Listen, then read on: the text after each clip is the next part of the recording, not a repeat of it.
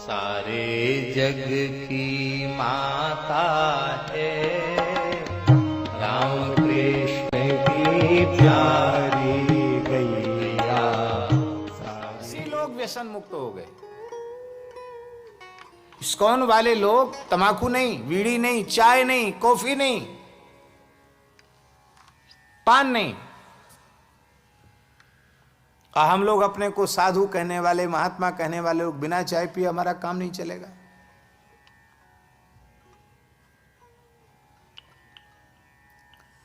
मनुष्य के शरीर के 3 उपस्तंभ हैं आयुर्वेद शास्त्र के अनुसार: निद्रा, ब्रह्मचर्य और भोजन।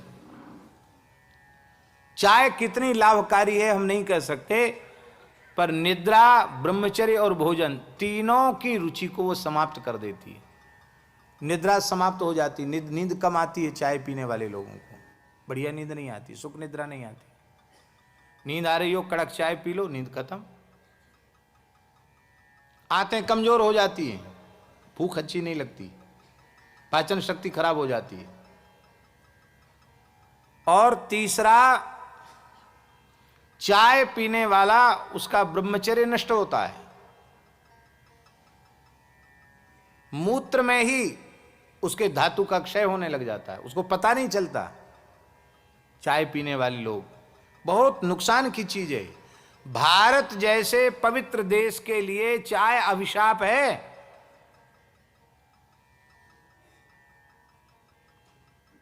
आप सब कलकत्ता के लोग बैठे हैं, इसी कलकत्ता महानगर की बात है। अंग्रेज गवर्नर था, उसने, ये ऐतिहासिक सत्य बता रहे हैं आपको, अंग्रेज गवर्नर ने कहा कि क्या बात है कि पूरे हिंदुस्तान पर जैसा हम हुकूमत करना चाहते, पूरे देश पर हुकूमत नहीं हो पा रही। उस समय ये बंगाल में ही वो फैले थे, उधर पूरे देश में नहीं फैले थे। इस बात पर उसने विचार किया। तो वो विचार करते करते इस निष्कर्ष पर पहुंचा कि भारतीय लोगों पर हुकूमत करना बहुत कठिन है। क्यों? क्योंकि उसके कारण ये हैं कि एक तो ये ब्रह्मचारी हैं, सदाचारी हैं। दूसरा,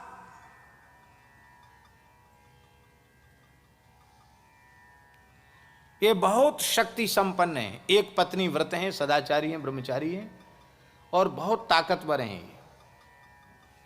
तो इनका चरित्र नष्ट होगा तो इनके शरीर की शक्ति भी नष्ट हो जाएगी। और इसी कलकत्ता शहर की बात है। गवर्नर अपने 3रे मंजिल पर छत पर बैठा था और एक बिहारी मजदूर वो 1 क्विंटल चावल अपनी पीठ पर लेकर 3 मंजिल तक चढ़ गया, उसकी श्वास नहीं फूली। तो अंग्रेज अधिकारी गवर्नर ने पूछा, क्या खाता है? उसने कहा, गाय भैंस का दूध पीता हूं, घी खाता हूं, माखन खाता हूं।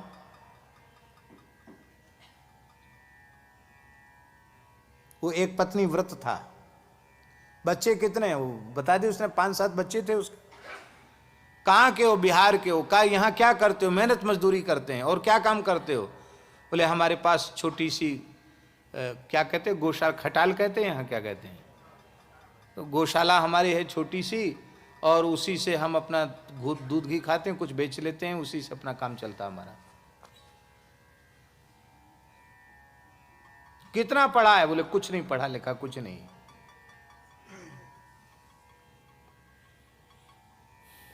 तो उन लोगों ने फिर षड्यंत्र किया।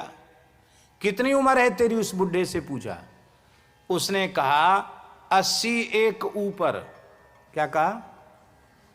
माने 81 वर्ष की आयु बताई उसने अपनी, पूर्ण स्वस्थ 81 साल की आयु में। होते हैं, संयम सदाचार की महिमा है। हमारा जीवन व्यसन युक्त हो गया, न जाने कितने व्यसन हमने पाल लिए। पढ़े लिखे लोग बैठे हैं, हम आपसे बोल नहीं रहे कि आप चाय छोड़ ही दो। हमारे पास वाले लोग चाय नहीं छोड़ पा रहे हैं, तो आपसे हम तो कही क्या सकते हैं चाय छोड़ने की बात।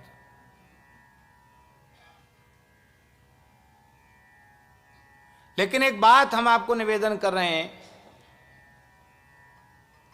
कि अटल जी जब प्रधानमंत्री थे इस देश के, अटल जी, अभी शायद कुछ लोग ऐसे होंगे कि जिन्हें उसकी स्मृति होगी, संसद में एक प्रश्न उठा था कि चाय में कुछ ऐसी चीज मिल रही है जो ठीक नहीं है, जो आहार में जाने के योग्य नहीं है। अब हम व्यासपीठ से बैठकर उसकी चर्चा नहीं करेंगे।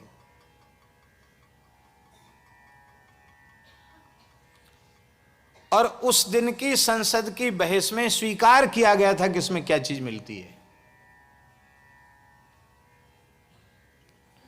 और उसके बाद बड़ी संख्या में संतों ने चाय पीना छोड़ा था।